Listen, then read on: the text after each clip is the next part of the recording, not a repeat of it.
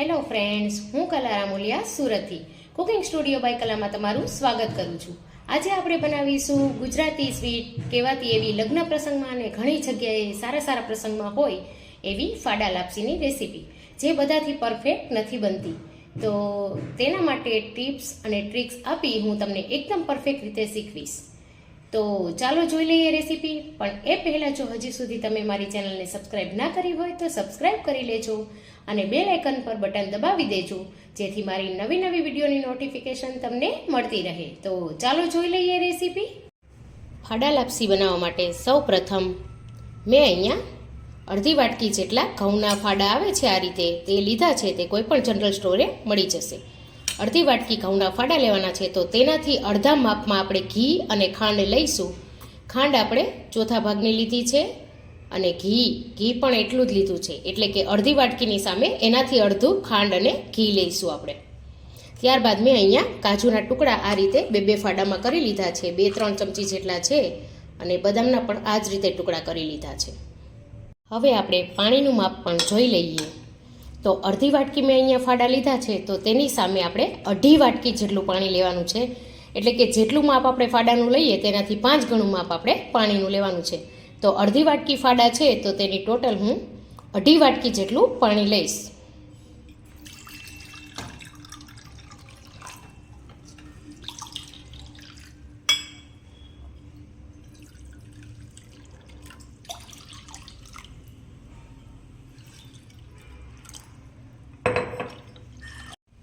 મેં અહીંયા પાણીને ગરમ કરવા માટે મૂકી દીધું છે.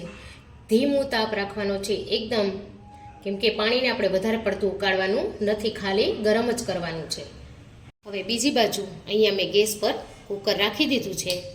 તેમાં હું ઘી લઈ લઈશ. ઘી આપણે જામેલું જ લેવાનું છે, જેથી આપણું માપ વધારે ઓછું ન થાય. આ રીતે ઘી થોડું મેલ્ટ થઈ જાય એટલે આપણે તેમાં કાજુ અને બદામના જે ટુકડા કર્યા હતા તે ઉમેરી દઈશું અને 2 મિનિટ માટે એને સાંતળી લઈશું, જેથી તેનો ફ્લેવર લાપસીમાં ખૂબ જ સરસ આવશે. આપણા કાજુ બદામ અહીંયા સરસ સંતળાઈ ગયા છે. તો હવે આપણે તેને એક પ્લેટમાં કાઢી લઈશું.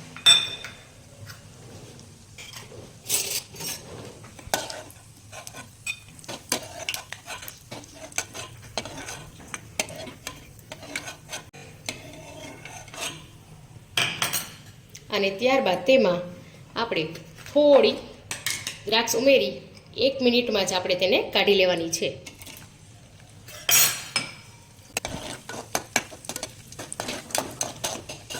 આ લાપસીમાં આ બધા ટેસ્ટ ખૂબ જ સરસ લાગે છે.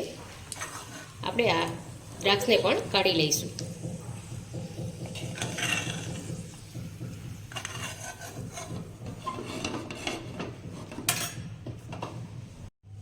હવે આ ઘીમાં આપણે ફાડા ઉમેરી દઈશું અને મીડિયમ ગેસ રાખી આપણે તેને સાંતળી લઈશું.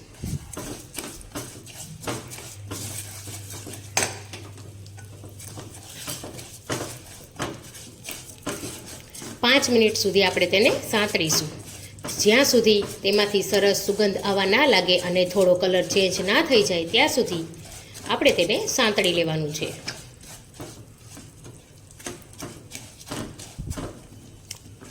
લાપસી જો પરફેક્ટ માપ સાથે બનાવશું તો ખૂબ જ સરળ છે. તમે જોઈ શકો છો કે સરસ આપણા ફાડા સંતળાવા લાગ્યા છે. થોડો કલર ચેન્જ થઈ જાય ત્યાં સુધી આપણે તેને સાંતળીશું.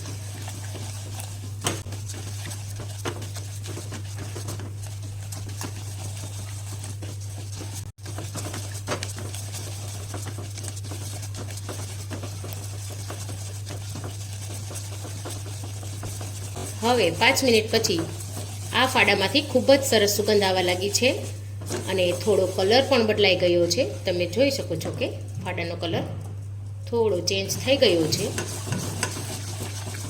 તો હવે આપણે તેમાં ગરમ કરવા મૂકેલું પાણી ઉમેરી દઈશું. ધીમે ધીમે પાણી ઉમેરવાનું છે.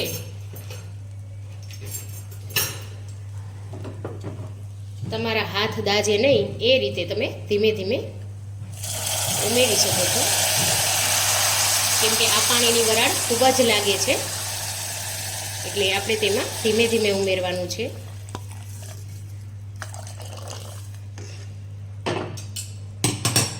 હવે પાણી ઉમેરાઈ ગયું છે તો તેને સારી રીતે મિક્સ કરી લઈશું અને ઢાંકી અને આપણે તેની મીડિયમ ગેસે 5 વિસલ થવા દેવાની છે. કોઈ વાર થોડી વધારે પણ વિસલ કરવી પડે તો એકાદી વધારે કરી લેવી.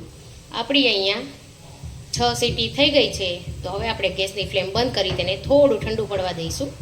કુકર આપણું ઠંડુ પડી ગયું છે અને આ રીતે આપણે તેને ખોલી લઈએ અને સારી રીતે મિક્સ કરી લઈએ. તમે જોઈ શકો છો કે પાણી આપણું બધું જ એબ્ઝોર્બ થઈ ગયું છે અને આ રીતે તેમાંથી થોડી લાપસી લઈ આપણે તેના દાણા ચેક કરી લઈશું. તમે જોઈ શકો છો કે આ રીતે એકદમ ફાડા કૂક થઈ ગયા છે સારી રીતે. તો હવે આપણે ગેસ અહીંયા ચાલુ કરીશું, એકદમ ધીમા તાપે રાખીશું અને અહીંયા આપણે ખાંડ ઉમેરી દઈશું. ખાંડની જગ્યાએ તમારે ગોળ લેવો હોય તો પણ તમે લઈ શકો. મેં અહીંયા બધી ખાંડ ઉમેરી દીધી છે અને ખાંડ જેમ જેમ ઓગળશે તેમ તેમ પાણી થોડું છૂટવા લાગશે.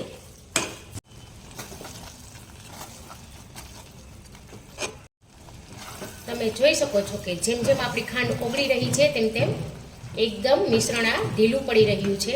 તો હવે આ મિશ્રણ પાછું થોડું કડક ન બની જાય અને તેની આ કુકરની સપાટી છોડવા ના લાગે ત્યાં સુધી આપણે તેને ચલાવી લેવાનું છે.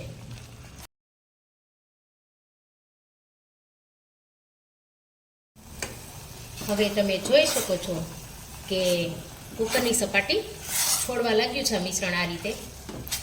તો હવે આપણે તેમાં અત્યારે થોડો એલચી પાવડર અડધો ઉમેરી સારી રીતે મિક્સ કરી લઈશું. તમે જોઈ શકો છો કે કુકરમાંથી સરસ છૂટું પડી જાય છે મિશ્રણ આપણું.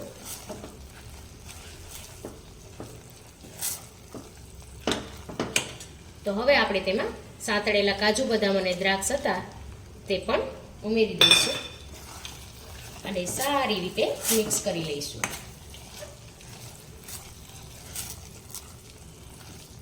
હવે આપણે ગેસની ફ્લેમ બંધ કરી દઈશું. જેમ જેમ મિશ્રણ ઠંડુ થશે એમ એકદમ સરસ છૂટું પડી જશે. તમે જોઈ શકો છો કે લાપસી કેટલી સરસ દેખાઈ રહી છે. તો હવે આપણે ગેસ બંધ કરી દઈશું અને તેને એક પ્લેટમાં સર્વ કરી લઈશું. હવે આપણે તેને પ્લેટ પર લઈ લેશું.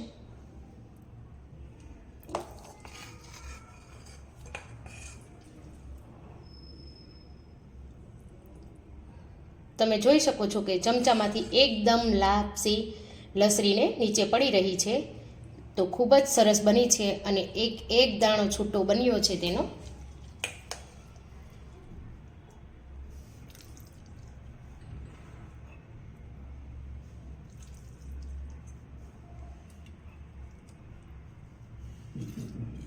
તો તમે જોઈ શકો છો કે લાપસીમાંથી ઘી પણ સરસ છૂટવા લાગ્યું છે, એટલે આપણી લાપસીના દાણે દાણા દેખાઈ રહ્યા છે.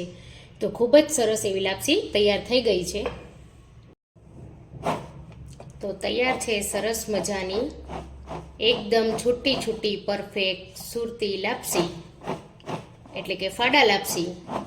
તમે જોઈ શકો છો કે કેટલી સરસ બની ગઈ છે અને સરસ ઘી પણ છૂટું પડી ગયું છે અને એક એક દાણો અલગ અલગ બન્યો છે. તો તૈયાર છે સરસ મજાની આપણી સુરતી લાપસી. જો તમને મારી રેસીપી પસંદ આવતી હોય તો મારી ચેનલને લાઈક, શેર, સબસ્ક્રાઈબ કરવાનું ના ભૂલતા. તો મળીએ નવી રેસીપી સાથે.